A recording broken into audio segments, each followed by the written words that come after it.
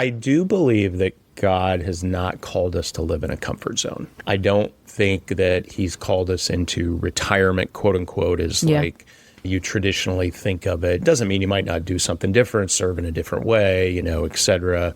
But I think where God calls us, God will equip us. Number one. It does take faith to step out and walk away from something that I was very, 3+ decades. I mean, very comfortable, very good at, had developed, those gifts and skills and talents over that long period of time, and to do something different. But at the same time, that's kind of what's a little bit exhilarating and energizing about doing that. And I can say that I have felt, now we're only, 3+ weeks, almost about 4 weeks into the campaign here, but I have felt a tremendous sense of peace. Hey, housewives, come on in. You know the dirty dishes are still in the sink from yesterday and the laundry is still in the basket.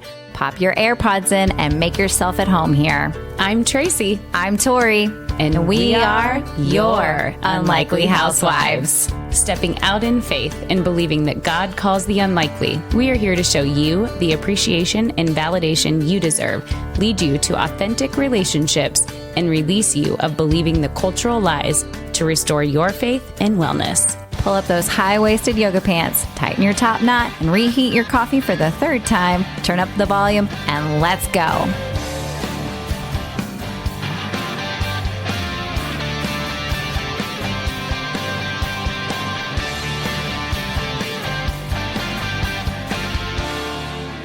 Hey, housewives. Hey. We are I can't open a door. Let me tell you that. Like, God is so cool. And just seeing how, like, he has things in the works so long before we can even imagine, right? Like, this conversation that we got to have with Philip Sarnecki is incredible. But again, it goes, like, I've had the pleasure of knowing his wife for years and having conversations with her. Like, it's just amazing how God set it all up and just laid all the pieces out, and his story of how God is calling him to run for governor of the state of Kansas is so much of that. Like, just the seed planting and, a season of not necessarily growing, but just it's there, it's dormant. And then, and then God opening doors. Yeah. I just love how he shares how it wasn't even his idea necessarily first, might have been his wife that planted the seed,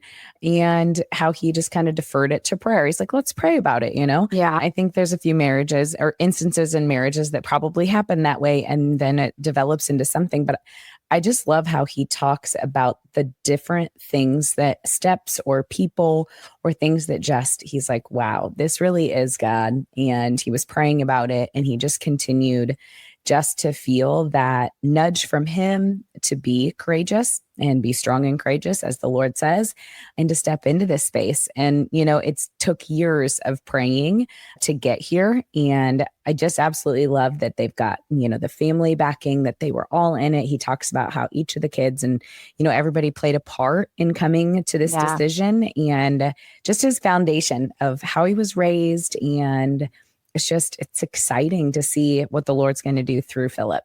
Yeah. I love too his acknowledgement of, like, because y'all know I say this all the time, is that, like, our job is to be obedient. Our job is not the results, nor are we guaranteed results. And he even acknowledges that. He goes, God called me to run and is telling me, he did not tell me I'm going to win. He goes, it'd be nice. Yeah. Like, if you go through all the sacrifice to do this. Exactly. But that's it would not be necessarily great. The result. Right. And so he knows that, you praise God when we get the results, so we would love. And then you also praise God just in the moment of being obedient. And I just thought that was an incredible story. And we wanted to share it. Obviously, you guys know us. We're not a political podcast per se. We share our biblical worldviews. We want to encourage Christ followers to be more bold and to step in their faith. And that was the reason that we highlighted and had Philip on, was because it was clearly a God calling and stepping and being able to share that with you guys as housewives, as parents, as wives, is that, the world is different now, very much so in the last 60 days. And it's more than ever, I think God is calling us to step out into the uncomfortable and not be silent and to lean on him more because it's just because if we're comfortable, we're not leaning on God. Nope. And we're not growing in God. We need to rise up and we need to speak out. We need to trust him and we need to lead our family alongside, obviously, our husbands. But that's our job as mamas. Yep. And so with that, we're going to give you this episode. And this is for the one who God is calling. Enjoy. Hey, housewives, welcome back. Welcome back, housewives. We are so excited to have another guest with us in studio. In-house. In-house, yes, in Tori's house. Tori's house. At least it's not our closet. Yes, we've moved on. We're very excited to have Philip with us today, and I'm going to let Tori do the bio today. All right. So this is Philip Sarnecki, and is a Kansas businessman, family man, and job creator who has built companies that today employ approximately 1,000 people across multiple industries. He founded and led the RPS Financial Group, Inc., growing it into one of the largest financial service firms in the nation before selling the company. In addition to financial services, he owns businesses in various industries that strengthen communities and create jobs. One of the fun parts is he is part owner of the 513 Films, a movie production company whose projects have featured Mel Gibson, David Henry, Kevin Sorbo, Kevin James, Academy Award winner Shirley Jones, and Grammy Award winner Rebecca St. James, with a focus on faith-based themes and family values. In addition, he owns companies in automotive, leadership, employee benefits, and real estate. He's a jack of all trades, to say. His commitment to service extends beyond business. He is the former chairman of the Board of Trustees of Athletes in Action, a past board member of the Board of Directors for the Finska, and past chairman of the Northwestern Mutual Managing Partners Association. He has coached youth and high school baseball for nearly a decade, and he is the son of a janitor and secretary. Philip has never forgotten his blue-collar roots and values. Guided by his Christian faith and conservative values, Philip believes in hard work, strong families, and accountable leadership, not career politics. He is unafraid to take on the entrenched interests and bring a business-minded, results-driven approach to government. Welcome, Philip. Thank you, ladies. Welcome. Great to be here. So I have, our children go to the same school. And so I have had the pleasure of knowing your wife, Heidi. And so this, I've known Heidi for years. And so this just kind of came in the works because in early September, you made the announcement that you are running for governor of Kansas. Correct. And you have never run for political office before. Correct. And I say that as a good thing. Yes, correct. And you I say agree. that as proud. Absolutely. Yeah. So, absolutely. But when my husband and I had the pleasure of meeting with you and Heidi early on this year, and you were talking to us, and we were like, okay, how did this come about? And you just flat out said, you're like, God. It was God. Yeah. And that really, inspired me early in 2025. And so the cultural climate has changed much in 2025 here in the fall and winter. A lot of things have happened. But God has been calling you to this role to do this for years. Correct. Will you how does God call one to say, I want you to run for governor? Yeah. Great question. I've pondered that. And, really as we've gone through this process, as you've said, it's been a multi-year process. And I think, first of all, it's just something God puts on your heart. It is something that, you believe you might have the gifts, skills, and talents and experiences to use in whatever role that may be. In this case, being the CEO of the state, being the governor. And then I think it gets confirmed by multiple people, by doors that get opened over a long period of time. I'm very analytical. I'm a very analytical person. I have gut decisions, but I always kind of, on big decisions, I go through like this really analytical process to evaluate it. And we actually got to the point where Heidi, my wife, said, honey, what more confirmation do you need? I don't want to end up, on a boat to Tarshish and then in the belly of a whale by us not being obedient. Oof, good. And so there was no question in our mind after several years of praying about this, talking to people kind of in the political business, talking to donors, friends, that this was very clear where God has called us at this moment in time. That's incredible. But for your wife, that's got to be convicting. Like, hey, don't be Jonah on this one. I love you, but I would really rather not be in the belly of a whale with you if you don't listen. Yes. And she's been like, I have seen her, how God has used her over the last few years. He has taken her on a path that has set her up to run this race with you, which is incredible. Yeah, we talked about that a lot over the last several years, and especially as we really got serious about it over the past year or so, and we prayed a lot about it and had other people praying for us as well to make this decision that you can't do something like this on your own. This is a family decision. It's a decision that a husband and wife make together. Yeah. She would occasionally say, hey, if you're going to run for governor, and I would go, no, when we are going to run for governor. Yes. Yeah. Now, I may, have the title, but we're doing this together. Yes. And she's been all in on that. And, Heidi, I mean, she loves people. She loves connecting with people. So she'll be a great asset on the campaign trail for sure. Absolutely. So what planted the seed? What was the first thought of and why governor? Well, okay, two good questions. And what planted the seed? I think the seeds were planted years and years ago. Now, sometimes those aren't growing very fast. Sometimes they're dormant. But the seeds were planted. I grew up a big fan of Ronald Reagan. My family was very blue collar. As you mentioned in the opening, my father was a janitor. My mom was a secretary. We grew up in a very small town, little farming community where faith and family and, friends are your values, your core values. And as I kind of grew up in this blue collar family in 1984, my parents voted for Ronald Reagan for the first time. They were kind of those Reagan Democrats.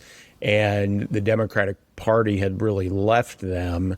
So they voted for Reagan in 1984 and really never looked back. They just, kept voting Republican from that point forward. So I grew up a big fan. And then I've always loved American history. It's my favorite subject, and probably my favorite genre of American history is the American Revolution, which I love, and I've just studied God's hand in the founding of our country and, what he's done through the United States. And when I graduated from high school, I got nominated to attend the National Youth Leadership Conference in Washington, D.C. I had never been on an airplane before. My family couldn't afford to fly. So I literally, the first time on an airplane, I had to go raise my own money, a little bit like I'm doing now. Yeah. I had to go raise my own money to go out to Washington, D.C. We spent a couple of weeks on the Georgetown campus out there, and it was an election year. So here's this young man who's never been on an airplane, son of a janitor, little farming community of 1,000 people, going out to Washington, D.C. in an election year. And so it was just fascinating, and it really kind of pulled me in. So I think between that and that is really where a lot of the seeds were originally planted. And, then over time, God just kind of kept nurturing that. In the back of my mind, I kind of wondered, I don't know, would I ever get involved in politics someday as a way to serve and a way to give back? This is obviously not my career. I've built my career in the business world for, 3 decades. But the opportunity presented itself. And Heidi and I were always the people on the other side, writing the checks, being donors, hosting things at our house, trying to get good conservative people elected. And we got really frustrated in a state where Donald Trump won 58% of the vote. and we haven't elected a Democratic senator in almost 100 years. We are the longest running state without a Democratic senator, and yet we've had a liberal Democratic governor the last 2 cycles now for 7 years. And what I saw were career politicians that were running. And they're nice people, by the way. I know them all. I've written checks to several of them, Heidi and I have, through the years. But it's just like, I didn't want to go there again. And I felt we needed something different. You see what Donald Trump's doing at the federal level. And there are actually a lot of governors. At one point, there were about a dozen around the country who had never run for office. They came out of the business world. They were CEOs and business leaders. Functionally, the governor's job, because you asked why governor, and I did get approached about potentially running for the United States Senate or running for the 3rd Congressional District. But I had a couple of thoughts. One is I don't want to be in Washington, D.C. Fine to visit, but I don't want to be there permanently. And number 2, that's not where my skill set is. My skill set is as a business leader and a CEO. I literally started my first business when I was 19 years old. I was a teenager in college, and I've been doing that ever since. And so I know where God has gifted me. I know what my skill set is, and it's leadership, and it's leading large organizations and large teams and building teams and attracting talent and solving problems and holding people accountable. And that is really what the governor's job is. I'm in a group CEO forum with Glenn Youngkin, the governor of Virginia, and Glenn had never run for office either. He had been the CEO of a company, a firm, the Carlyle Group. And he and I were talking last summer, 2024, when we were still kind of praying through this and deciding what we wanted to do. And he made this observation that he shared with me, where he said, Philip, people have a tendency to just kind of throw all the political jobs in the same bucket, whether you're a senator, governor, Congress, whatever it may be. He said, but the reality is the CEO job or the governor's job is a different job that takes a different skill set. It's a CEO job. And he said all the gifts and skills that you've developed over the last 3 decades fit perfectly into that role. And he said, I don't follow Kansas politics that closely, but it sounds to me like what you've done over the last couple of governor's races is you've tried to take legislators and kind of cram them into an executive leadership position where, they don't have that background or that skill set. It's a really good observation. Yeah. I mean, I like the success in one area and doesn't always translate to success in another area. And like you said, the legislators, you can be a great legislator and not be great as a organizing people and lead, running an organization, aka a state. And so that is I don't think people think about that enough. Right.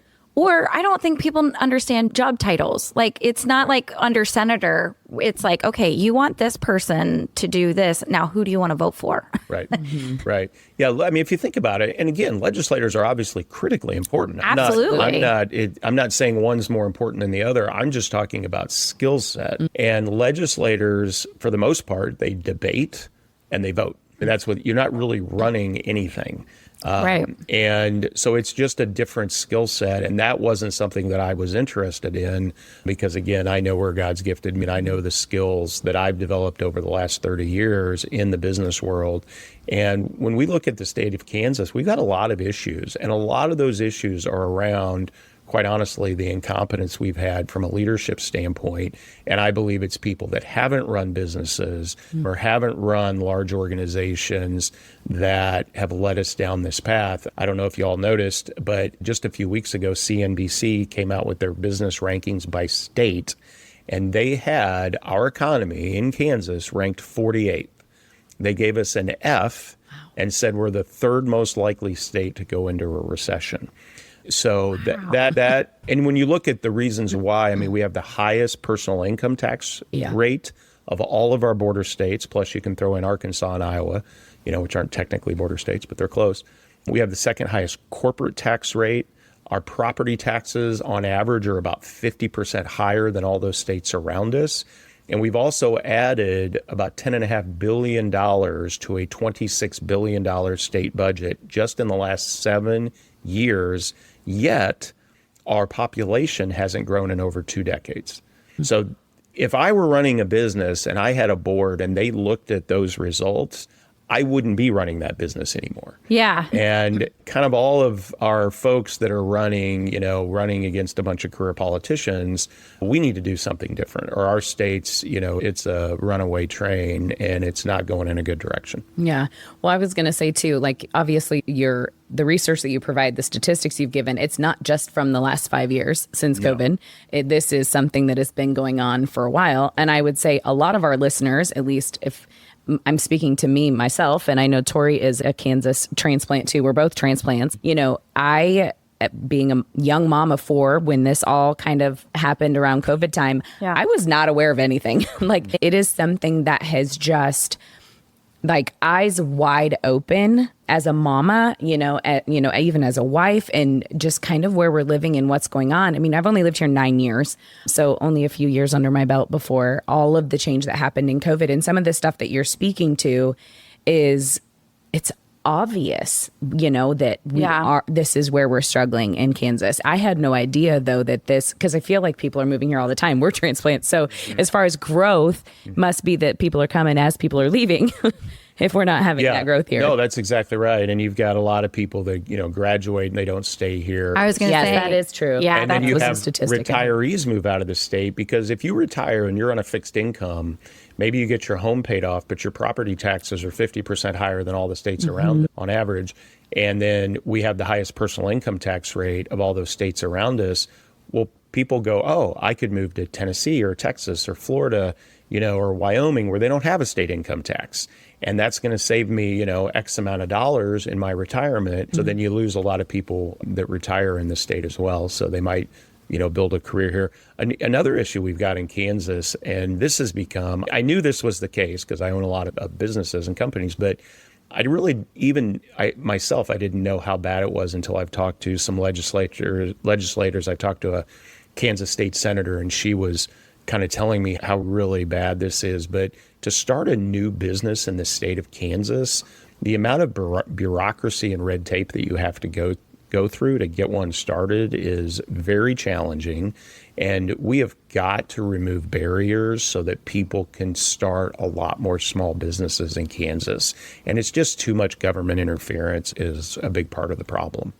Yeah, we bought a small business, but it was established. It was established. Mm-hmm. There's no way we could do what we have done in the couple of years that we've owned it had we just said, okay, we're going to start this from scratch. We'll just acquire assets and then start, because like you said, the barriers that are just unreal. And we're realizing that people want to stay in Kansas. They want to support Kansas. Yeah. And I mean, one of the stories that and Andrew just still laughs at it, is the fact that we had lived here for about a year. And I'm a Texas girl through and through. And my parents live in Dallas, and I'm an only child. So, I took their 2 granddaughters and moved them and, we are looking at his life insurance, which every husband wants, their family to be taken care of, but not too taken care of. That's an incentive to take them out. Right. So he's just like, he goes, all right, well, let's make sure that in the event that something happens to me, that you can get back to Texas to your parents. And I was like, I don't know. And he's like, I'm sorry, what? And because I grew up in Dallas, high school in Dallas, my college was actually closer to my parents' house than my high school was. And I was like, I don't want to go back. I love Kansas. And it was a real hard pill to swallow at first. To admit that. Yes. Right. Yes. I'm sorry, Texas. Because and as a Texan, you don't believe anything's north of you. Yeah. And so. Whole nother country. Yeah, exactly. Exactly. Y'all are all Canada, according to Texas.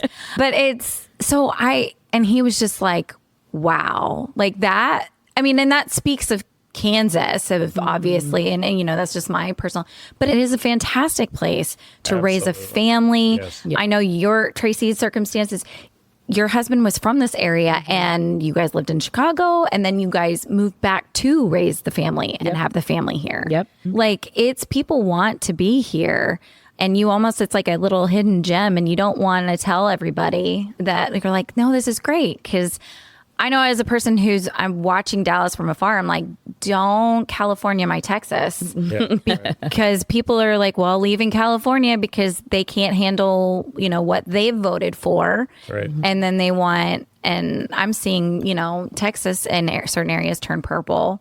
And I'm like, that's not what you want. Well, the greatest asset in the state of Kansas is the people. Yeah. But the problem is our government is not, and listen, government's never going to be perfect. I don't care who's running it. You're going to have issues and problems. But we are really failing our people in the state of Kansas. And we've got to make it more attractive for people to stay here, for people to retire here, for people to move here, to grow our population. And part of that is starting new businesses. It's attracting new business. But we're struggling to do that in the scale that we need to do it, with the current underlying kind of foundations we have with the taxes and things that I talked about earlier. Yeah. Well, I love that you're coming to this from a, just like you said, God has given you talents and skill sets, and that's what you're bringing to the table. But you also, it's not that you're just coming from that, though. Your foundation is faith, family, and the values in which we absolutely need more of here. Oh, amen. Yeah. And why don't you speak on that a little bit more? Obviously, you guys have been praying about it and you feel very called to it. How do you plan to use your faith in running for governor? Obviously, I know that is your foundation and what you stand by. Right. So maybe just for our listeners, just tell them how you plan to use that. Well, the reality is everybody has some kind of faith. They have faith in something or someone, or sometimes faith for a lot of people is government. Yeah. Like that's where they put their faith, sadly. Yeah. But true. yeah, my faith is in Jesus. My faith is in the author and perfecter of my faith. And it's going to guide everything that I do, just like it guides everything that everyone does. Even the people that have no faith, they call it no faith. That is faith. Yeah. And that is guiding them. That is guiding their values and the decisions that they make. And so certainly it would be the same with me, just like it's been in my business, as well. And, so I think, God is not silent on government. God has very specific ways that he believes that, government should be run. And I just think, gosh, what if we were to do more of that? What would it look like? Yeah. And I think it would look really good and really attractive. And, we got to continue to strengthen the family, the core family. I mean, obviously that's critical as well. We need to grow our population, and we just need to make it easier and more affordable, to live here, because it's becoming more and more of a problem, and it's been creeping and creeping for years. And now it's really becoming a challenge, and we're getting beat, if you will, by the states that are around us that are attracting more people, and oftentimes from the state of Kansas, people from the state of Kansas. Yeah, there's quite a few that live in other states and work in Kansas. I mean, I know sure. people, the Missouri side. I mean, that's Especially here, yeah. Yeah, especially here. It's very common. Sure. I mean, that was something that it does. There is that level of wait, what? You live, you reside, you do all the things in Missouri, but then you're working here, that, and I understand people make sacrifices on certain things, and sometimes that's the best thing. But again, it's starting in your home first. Yeah. And that is something that as Kansans, we, start, what we can do is here locally. This is, what's the adage is President Trump's an outlier, of course, of they say that it's more important for you to vote for your local politics, because that's going to affect your day to day so much more than who's in the presidential office. Yeah. And you're just, it's just bringing light on that. And how does it feel when God is nudging you in this direction? I mean, were you like, okay, Lord, I'll just walk through some of these doors and just see what happens? Or was it you got to be kidding me. I'm not doing I can ride off into the sunset, Lord, and retire and enjoy my grandkids and my, or what was your reaction, and what did it feel like when you were you're really asking me to do this? It was actually both. It was, okay, when we started praying about it, Heidi and I, and we had some other friends and family start praying about it as well. It's like, okay. And I had some really interesting things happen. I'll give you one example. After the 2022 gubernatorial election, when we lost again for the second time, what's overall, again, a very red state.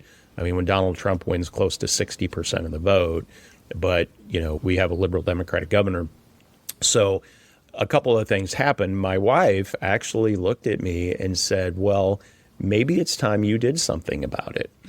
And, whoa. I can totally hear that in Heidi's voice. Yeah. And as any good husband of now almost 27 years, I completely blew her off.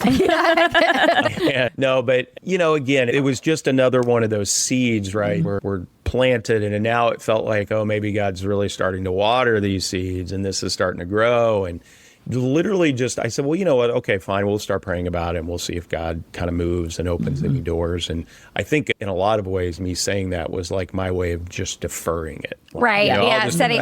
We'll pray about it. Yeah.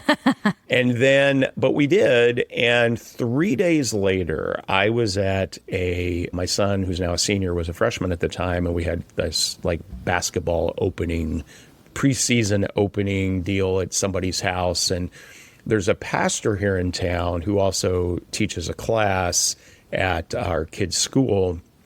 And I hadn't seen him in months. I mean, it had been 4 or 5 months. Hadn't talked to him, hadn't seen him through the summer, et cetera. And he literally walks directly up to me. He doesn't say hi. He doesn't say hello. He walks up to me and looks at me and goes, when are you going to run? And I looked at him and I said, run for what? Run what? Like a marathon? Yeah, run the 5K. Right. What are we doing? Yeah, I'm not running a marathon. I've had 3 knee surgeries. Like, when are you going to run for office? And I looked at him, like, okay, what is he know? Have you been talking to Heidi? I was going to say, the first thought I had was, did you talk to my wife? Yeah, how much money did Heidi pay you? Yeah, and he said, no, I haven't even seen her. And I kind of looked at him, and I looked up like, all right, Lord, what's, going on here? Now, granted, it was shortly, like within a week of the election that year, but he said, no, you would be so good at this. I think, this is something that you'd be great at. And I said, well, it's funny you say that. And so I kind of shared it with him. Again, this is 3 years ago. And he was so excited. He was like, I'm going to be praying for you. This is so exciting, and I mean, a genuine enthusiasm. And so that's kind of where a few years ago it really all started. And I have, a number of things like that, just kind of, again, circumstances, doors opening, encouragement that happened over that period of time where, again, over that, we really made the decision, even though we made the decision this spring, early in the spring, even though we didn't announce till September because we were selling our businesses, and not all of them, but most our large businesses. And we were building our team and getting ready to make the run. And I also did look to see who was running, and I even talked to some people that, some pretty well-known names, like could they be running, people that had been in Kansas politics before, even national politics from Kansas. And, when I looked at the field and just said, we're going to do the same thing again. We've got just nothing but career politicians running who have over 100 years of political experience between 4 people. And I said, that's just not what we need. We need something completely different. Yeah, we need change. And we do. And we need somebody, whether it was me or somebody else, from the outside looking in, not that is kind of grown up in the swamp, is beholden to people that have helped them with their quote unquote political careers. Yeah. This isn't my career. This isn't what I've done. I can truly come in and serve and not be beholden to other people that have advanced my political career and things like that. What kind of faith does it take to walk away, not walk away, but to go, okay, I'm getting out of something that I know I am successful in. Right. It provides a level of secure. I mean, financial is a security. I mean, you need money to live, and you want to be able to take care of your family for the rest of our life, that kind of thing. You're very successful in business. So to be saying, okay, God, I'm going to sell these businesses. Right. I'm going to hand over these things to do something that you've called me to do where there is absolutely no guarantee because that one, I'm going to win, right? Because I always talk about like our job is to be obedient. God's job is the results. Yeah. Right. Win or lose, we praise him. Right. And that very well could be the case. But how do you do that as someone who has been so successful and a provider for your family? And like, for that not to be part of your identity and just be like, I can't let go of the businessman side. Like how has that been? It is not, in some ways hasn't been difficult, and in other ways it's been very difficult. I know that sounds like a strange answer, but I do believe that God has not called us to live in a comfort zone. I don't think that he's called us into retirement, quote unquote, like you traditionally think of it. Doesn't mean you might not do something different, serve in a different way, et cetera. But I think where God calls us, God will equip us. Number one, it does take faith to step out and walk away from something that I was very, 3+ decades. I mean, very comfortable, very good at, had developed, those gifts and skills and talents over that long period of time, and to do something different. But at the same time, that's kind of what's a little bit exhilarating and energizing about doing that. And I can say that I have felt, now we're only, 3+ weeks, almost, about 4 weeks into the campaign here, but I have felt a tremendous sense of peace. And it's gone extremely well for the first, 4 weeks. The response has been fantastic. But, not everything is perfect, certainly, and it's not going to be. But in spite of that, I mean, I have felt a tremendous sense of peace that I know beyond any shadow of a doubt that I'm doing what God's called me to do. And just because God calls us to something, it doesn't mean that it's going to be easy either. Right. And we have to be clear about that. I have challenged my leaders, the people in my organization for years to not be satisfied with being comfortable. Because one of the things I know in life is we don't grow in a comfort zone. We don't grow personally, we don't grow professionally, we don't grow financially, and we don't grow spiritually. We never, ever grow in a comfort zone. And so what I'm doing here, from a personal standpoint, is I'm stepping out of that comfort zone that I've kind of created over many years, and God has blessed us. But we've done it to now walk into, another phase where the great part about that is it takes a lot of trust and a lot of faith, when you walk out of that comfort zone. Yeah. One of my favorite authors and books, John Maxwell, and one of them, I can't even remember which book it is, but he talks about the leadership lid and how you get capped. And I just listened to a sermon this week, and I can't even tell you which one, but the one thing I loved about that was like, we can be spiritually capped too. Yeah. If you are not pouring out the gifts that God gave you and allowing like what you've learned and what you've gained from the Lord to bless others, like you can absolutely become spiritually capped. Right. And it's something that I love that you're doing both. You're taking your leadership level up by growing to a space that you've not been in before. Right. But also spiritually, you are bringing that along your journey so that you can bless others by pouring out your faith. Being called into this is like, that alone is such a message of faith and trust in God that is just admirable, just like you said when you first found out. It's really awesome. Yeah. Well, full transparency, I own a company that John Maxwell started, LeaderCast. John Maxwell started that company about 25 years ago, and it's a great leadership company. And you can absolutely speak way more to that than the three books that I've read. I knew that. I'm glad that you said God. But I didn't. So there you go. But it was just funny. It was perfect tie-in, Tracy. Perfect. I didn't even know. I love it when I do that. It was a great time. And it's well said.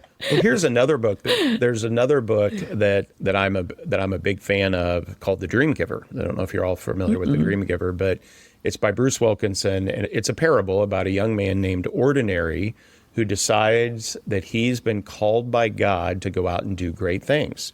Ordinary lives in the land of familiar. Okay. So when he gets called, and the first thing he's got to do is deal with what the author calls his border bullies.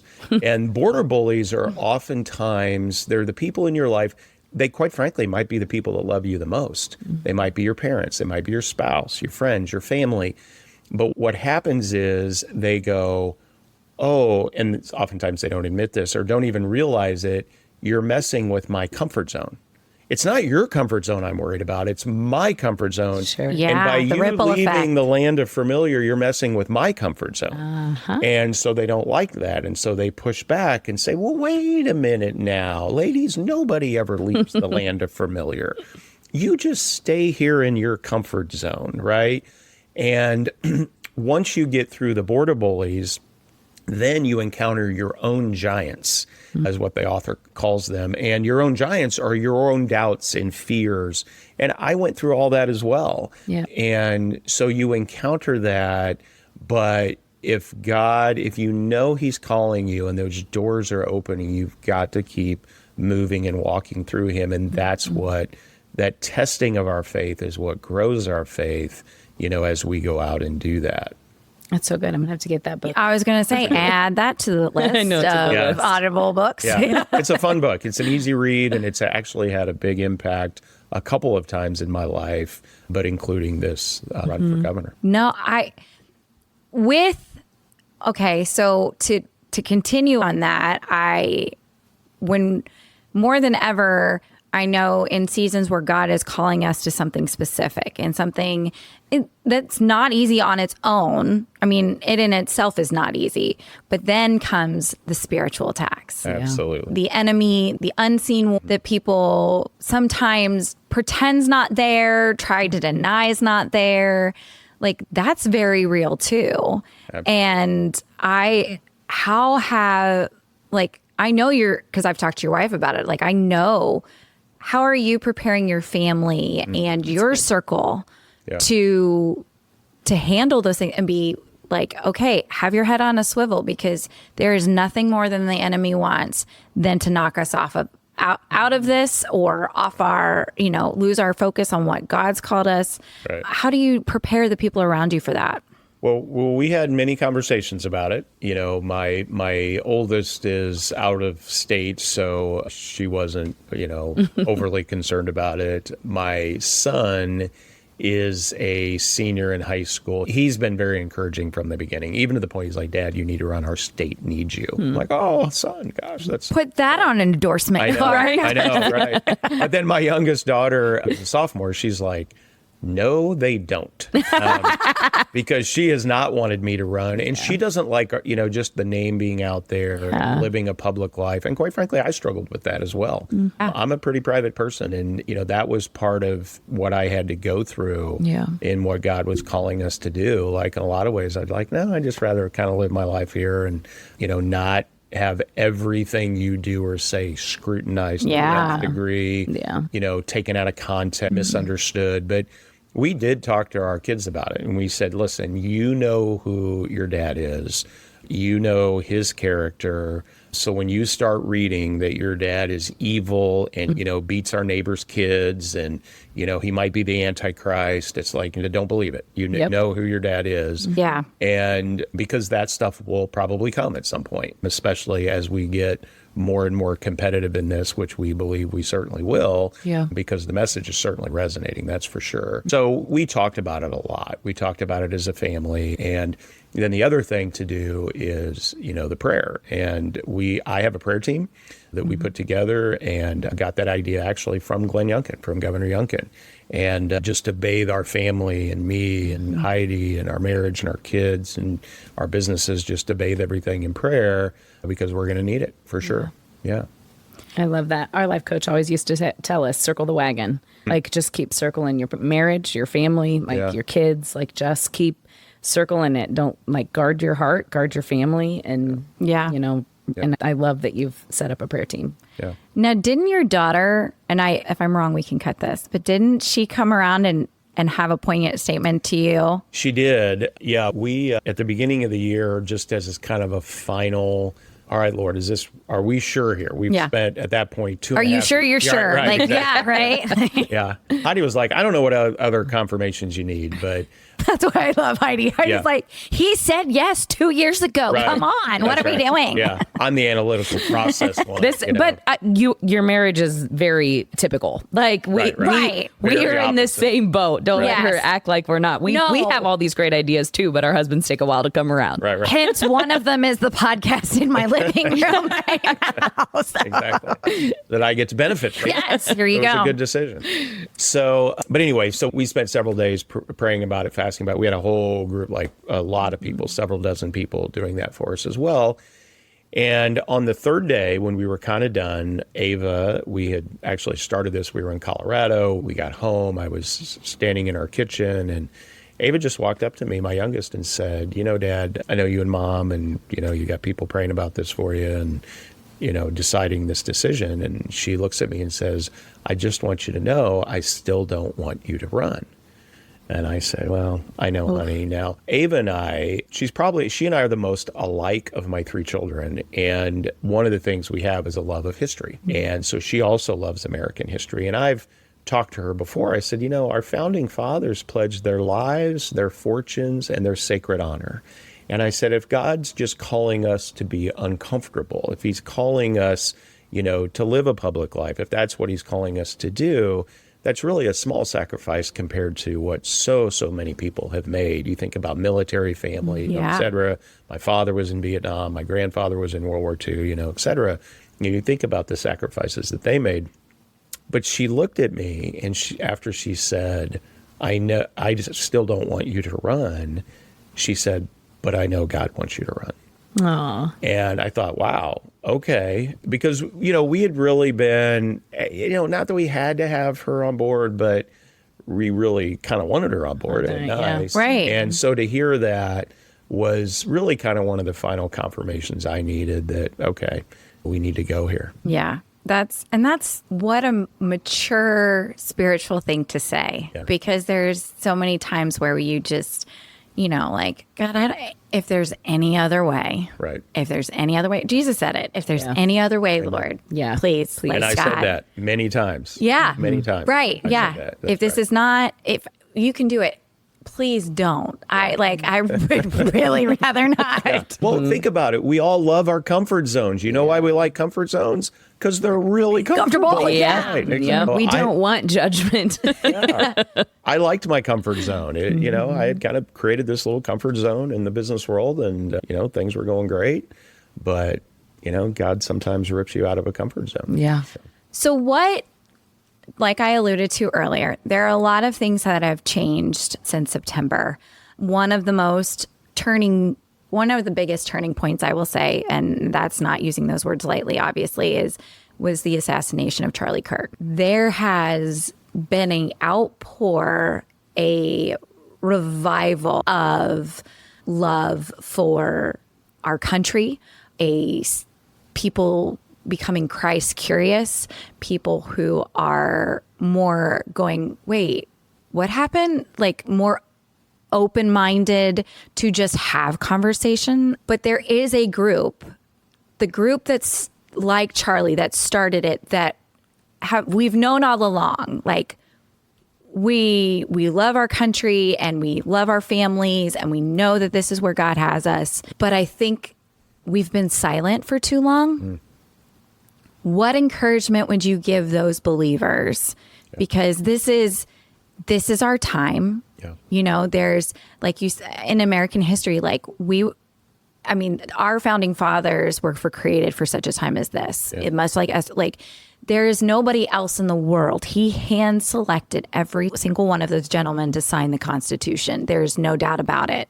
And between the mamas, the fathers listening to this, and then preparing our children, because, while we may not be out there and having dialogue and conversation, we may very well be raising those that are going to have the conversation and the dialogue and who's going to call for the uncomfortable. How would you encourage those to lean in and to get over the comfort zone? Like, What would you say to those believers? Well, first of all, just a little surreal moment. I was actually in the White House when Charlie Kirk got shot. My campaign manager and I were visiting the White House. We were having some conversations with some people at the White House, the political team. So I was in the West Wing. It was a very surreal moment. People started running around. Charlie Kirk has a lot of friends at the White House. I mean, personal friends. It wasn't just like, oh, this guy Charlie Kirk that we know and have heard of. They're personal friends. The president was a personal friend. He was 2 rooms over from me and my campaign manager when Charlie Kirk got shot. And, people were running around like, oh, does the president know? And has he heard? And we were kind of gathered around a little TV there in the West Wing. But so I think what Charlie has done is, and by the way, I'd met him a couple times. I did not know him well, but I do know people that knew him very well. As a matter of fact, the next morning I met with someone in D.C. who knew him and his wife very well. As a matter of fact, knew his wife prior to them meeting. So before Charlie and Erica met, she knew his wife. So, I mean, she was, obviously pretty emotional when we met with her that next morning. But I think what he's done is he's emboldened people with courage. And, Joshua 1:9 is be strong and courageous. And I forget that it's 4 or 5 times just there that, God calls Joshua to be strong and courageous. And I think that in our time right now, and I'm hopeful, we may be going through a revival right now. In a lot of ways, it seems like that. Fingers crossed. Yeah, exactly. I want our kids to be part of it. Yeah. Well, and if you understand history and you understand American history, our country has gone through, there's almost kind of a pattern of revivals in America. And it's kind of an interesting thing to study. But so I think what he's hopefully called us to do, he literally sacrificed his life for other people to go on campuses with college students and share and argue from a biblical standpoint, his faith, his worldview, and do it in a way, regardless of what the liberals are trying to say. I still haven't seen a video anywhere where he was disrespectful to people. Yeah. He disagreed with people. Right. Yes. And unfortunately, there's a lot of people out there, especially on the left, the far left, who basically, if you disagree, well, you're hateful. Yeah. Well, no, I just disagree. Can we have a conversation about the fact that we disagree? And I think Charlie did that with such excellence. Yeah. And so, he was so winsome about it. So I'm hoping that, and I think it's true, I think what you've seen is people to really stand up to be courageous. Maybe that's running for office. Maybe it's supporting people that run for office. Maybe it's starting a ministry. Maybe it's starting a business. Maybe it's something to do with your family. Maybe it's to be courageous to go back to your wife or husband or whatever it may be. There's a place that we need to step out and be courageous and, trust God to help us with that. Yeah. I just love his message just in general of faith, family, that's where it starts. And, I think we've said this a couple different times, it's like working for something and getting to the top. Well, without your family by your side. Pretty lonely place. Yeah, it's lonely. Yeah. It's not. I can tell you leadership can be very lonely even with your family by your side. Yeah. Because, if you're the CEO of an organization or the leader of an organization, you don't have people in your own organization who understand that role because they're not in that role. Yeah. That's why I was in a CEO group, for example. And so it's critical. My goodness, without, my wife and my family by my side through all these years, who knows where I'd be. Yeah, absolutely. Well, I'm going to end this on a selfish question. Surprise, guys. You're an American history buff. What book would you recommend everyone read for American history? Or even if it's just the Revolution, what is your favorite American history book? Because I love American history as well. So I'm selfishly asking that. Yeah, there's a book. So my favorite president is George Washington. Yes, and mine too. I love Lincoln. I love Reagan. I think Calvin Coolidge was highly underrated, by the way. Okay. A former governor. Yeah. But anyway, if you study Calvin Coolidge. But Washington, one of my favorite George Washington stories is the fact, when the Revolutionary War ended, George Washington, all he wanted to do was go home to Mount Vernon. I mean, I believe, and I may not have this exactly right, but he'd only been home like the 8 years of the American Revolution, like 3 times. And so you talk about sacrifice. All he wanted to do was go home. He wanted to go home to his farm, go home to his family. And he knew, though, that he had to be president. He was the person that God was calling to be president. And that wasn't in an arrogant way. It was actually in a very humble way, him knowing that he was called to be president of this brand new nation. And then he does 1 term, 4 years, and then he does it again. So now he's 8 years as a president, desperately wants to go home. And so at the end of the 2nd term, keep in mind there were no term limits then, so they wanted him to serve again. They wanted him to go a 3rd term, and he said, no, I'm not going to do that. He finally said, we just defeated a monarchy, and I don't want to create another one here, by me hanging around in this office. And King George said at the time, he said, if George Washington gives up the presidency of the United States of America, keep in mind, we just defeated the greatest army on the face of the earth. And he said, if he gives that up and walks away from it, he is the greatest man who ever lived. And that's exactly what George Washington did. And he walked away from the presidency after, 8 years of serving. And so there's a book on George Washington's life called, not Into the Fire. Why do I have it? Into the Fire? It's Fire. Now that's terrible. I'm going blank. But there's a book, you can Google it. It's George Washington's life. And that's probably my, if not my favorite, one of my favorites. Okay. All right. Since George Washington, will you also tell the story about the Lord's Prayer where he, not the Lord's Prayer, where the painting, the painting where before the battle, he's praying? Well, yeah, that was crossing the Delaware. Yeah. And what's really interesting about that is... Sorry, this has now turned into a history podcast. Right. I apologize, but this is for my own. Yeah. Nerd alert. Yeah. All the American history teachers will love this. Yes. But no, I think it was a private actually, but there's a journal that was written and kept by one of the not officers, but private one of the military folks that was with George Washington crossing the Delaware. And what's really interesting is that he talks about how this fog fell upon just over the American army that was, kind of stuck there. And they were really kind of facing sure defeat. And he really talks about how this unusual fog fell only on the American army, and it allowed them basically, and Washington made this decision with the fog there to cross the Delaware, and it helped kind of obscure the army crossing the Delaware. And then once they crossed, in his journal he had written how the fog had lifted, and it was just like this miraculous thing, right? Where the fog just comes around the encampment and encloses them and allows them under the quiet of darkness and of night, and now under this fog, to cross the Delaware. And because if we had lost that battle, we probably lose the American Revolution, and we're all talking with different accents. Yes, Much more exactly. British accents, yeah.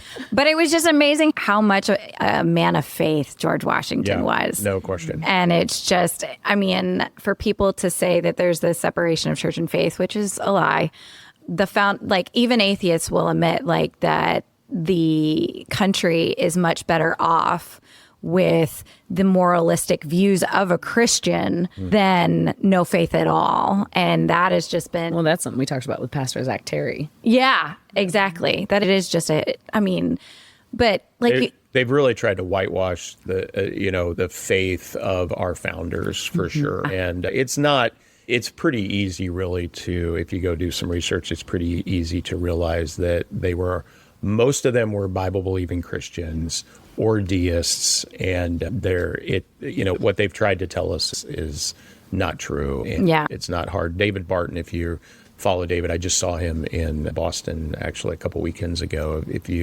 Phenomenal research about history and the American Revolution, et cetera, our founders. It's a great place to go and get information on that. Well, and it goes back to, we circle back to the the faith is where it all is. And that's the foundation. And I'm so thankful that that you are running Well, thank you. for governor and that you are so outspoken about it. And that you sacrificed part of your time to sit here with us and this is great. answer housewife questions, but also in the light of the current climate, culture climate, talk about where you're coming from and why you believe what you believe and why it is for the greater good of Kansas and that you were called to it and that, win or lose, you're being obedient. And that's what is the most important thing is that we are seeing another example of somebody just being obedient to God's will. Yeah, and I can tell you, I don't know that God's called me to win. I don't know Right? that. I hope he has, because Right. I am sacrificing a lot to do Right. it. But, okay, that's fine.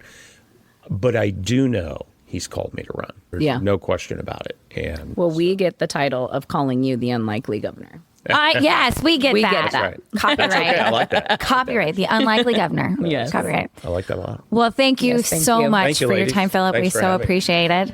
And housewives, until next time. Bye. Whether we made you laugh or cry today, we pray you feel appreciated, bolder and braver than yesterday, stronger and more faithful for tomorrow, and living in who you were made to be today. Join our online community on Facebook, link in the show notes, and be sure to review and subscribe on Apple Podcasts or wherever you enjoy listening. Until next time, housewives, we give you permission to walk confidently, free, and to be intentional in your slippers or stilettos.